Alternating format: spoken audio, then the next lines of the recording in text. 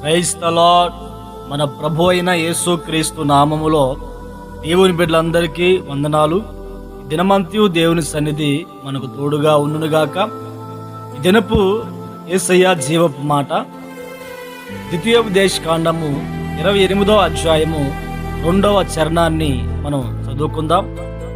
నీవు నీ దేవుడైన యెహోవా మాట వినిన ఎడల ఈ దీవెనలన్నీ నీ మీదకి వచ్చి నీకు ప్రాప్తించును.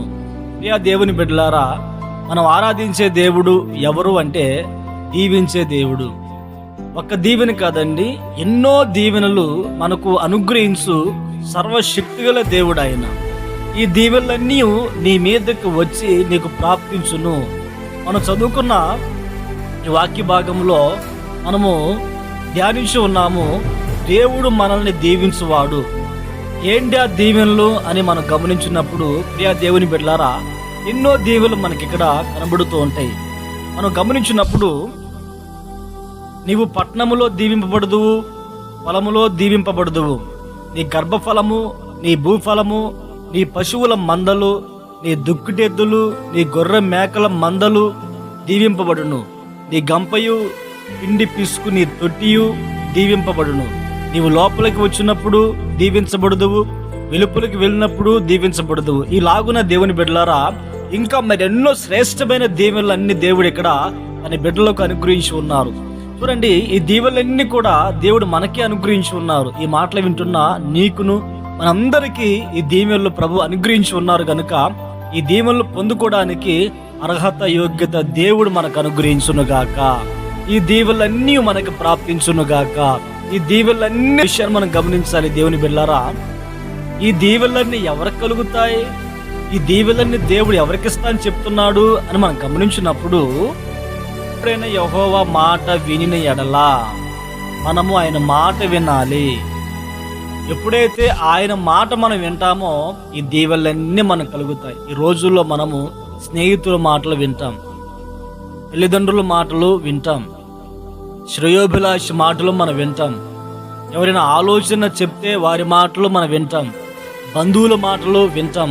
అయితే కొంతమంది దేవుని యొక్క దీవెనలు పొందుకోవడానికి కారణం ఏమిటయ్యా అంటే మనుషుల మాటలు వింటున్నారు కానీ దేవుని మాట వినటం లేదు, దేవుడు చెప్పేది చేయడం లేదు.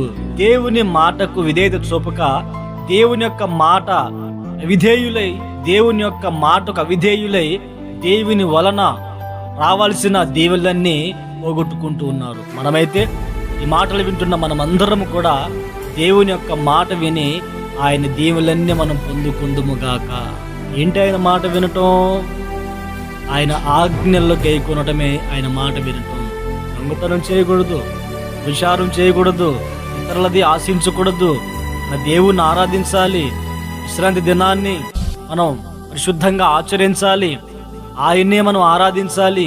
ఇలాంటి మాటలన్నీ, ఈ ఆజ్ఞలన్నీ మనము పాటించినప్పుడు ఇంకా దేవుని యొక్క ఆజ్ఞలు ఎన్నో ఉన్నాయి. ఇవన్నీ మనం పాటించినప్పుడు, ఈ పొరుగు వారిని ప్రేమించాలి, ఇవన్నీ మనం పాటించినప్పుడు నిశ్చయముగా దేవుడు ఇవన్నీ మనకి ఇవ్వడానికి ఆయన సిద్ధంగా ఉన్నాడండి.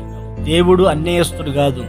ఎవరైతే ఖచ్చితంగా దేవుని యొక్క మాట విని అంటే ఆయన ఆజ్ఞలు అనుసరించి ఆజ్ఞల ప్రకారంగా జీవిస్తారో నిశ్చయముగా సందేహం లేకుండా దేవుడు వారిని ఆశీర్వదిస్తారండి, దేవులన్నీ అనుగ్రహిస్తారండి. కనుక ఈ మాటలు వింటున్న మనమందరం కూడా ఆయన ఆజ్ఞల ప్రకారంగా నడిపించబడి ఆయన ఇచ్చు ప్రతి ఆశీర్వాదానికి, ప్రతి దీవెనకు అర్హులుగా, యోగ్యత కలిగిన వారముగా మనం మార్చబడుదుముగాక. ప్రార్థన. ఆశ్చర్యకరుడా, మహోన్నతుడా, సర్వశక్తిమంతుడా, మీకు స్తోత్రాలనైనా గత కాలమంతా కాపాడి ఉన్నారు. ఈ దినాన్ని ప్రభా మీరు మాకు అనుగ్రహించి ఉన్నారు. ఇందుకు స్తోత్రాలనైనా. దినమంతా మీ సన్నిధి మాతో ఉంచండి, ఆరోగ్యం ఇవ్వండి, ప్రయాణ మార్గాల తోడుగా ఉండండి, క్షేమాన్ని ప్రసాదించండి. నా తండ్రి, కార్యాలు సఫలం చేయమని ప్రార్థిస్తున్నాం. నా తండ్రి, ప్రాముఖ్యంగా ఈ దినమందు మీరు మాట్లాడిన మీ శ్రేష్టమైన మాట కొరకే స్తోత్రునైనా. మేము నీ మాట విన్నప్పుడు మీరు అనేక దీవెనలు మాకు ఇస్తారని తెలియపరిచారు. ఆ దీవెనలు పొందుకోవడానికి యోగ్యత, అర్హత మాకు అనుగ్రహించమని ప్రార్థిస్తున్నాం.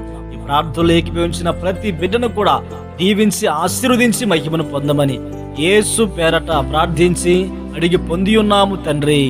ఆమేన్, ఆమేన్.